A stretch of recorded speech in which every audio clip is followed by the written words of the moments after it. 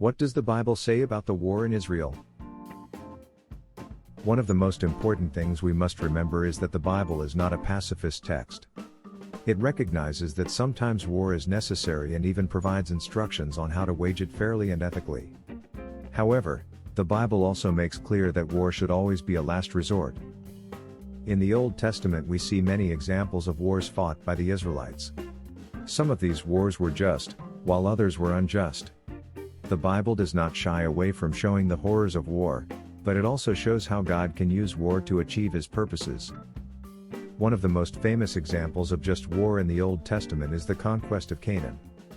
God had promised this land to the Israelites, but it was occupied by Canaanite peoples.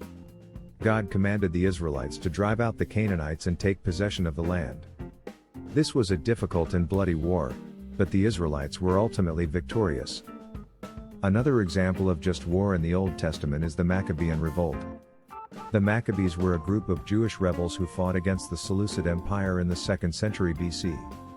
The Seleucids had attempted to force the Jews to abandon their faith and adopt Greek culture. The Maccabees counterattacked and were able to defeat the Seleucids and establish Jewish independence. However, the Bible also shows us examples of unjust wars.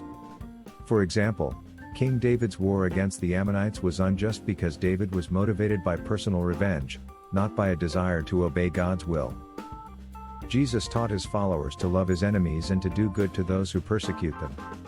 This teaching is often interpreted as a call to pacifism. However, it is important to remember that Jesus Himself was not a pacifist.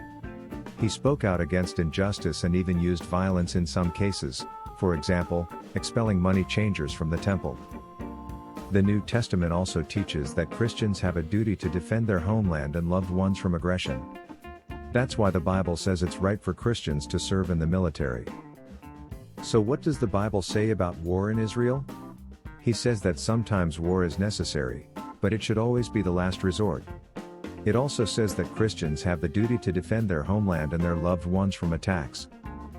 Deuteronomy 20. This chapter provides instructions on how to wage war in a just and ethical manner. It includes things like allowing enemies to surrender, protecting civilians, and treating prisoners of war humanely. Joshua. This book tells the story of the Israelite conquest of Canaan. It is a story of both victory and defeat, and shows the horrors of war as well as the power of God. Matthew 5:39-44.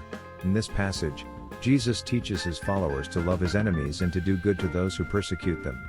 Romans 13:1-7. In this passage, Paul teaches that Christians are to submit to governing authorities.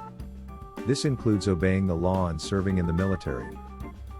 In conclusion, the Bible has a lot to say about the war in Israel. Sometimes war is necessary, but it should always be the last resort. However, all wars must be fought fairly and ethically.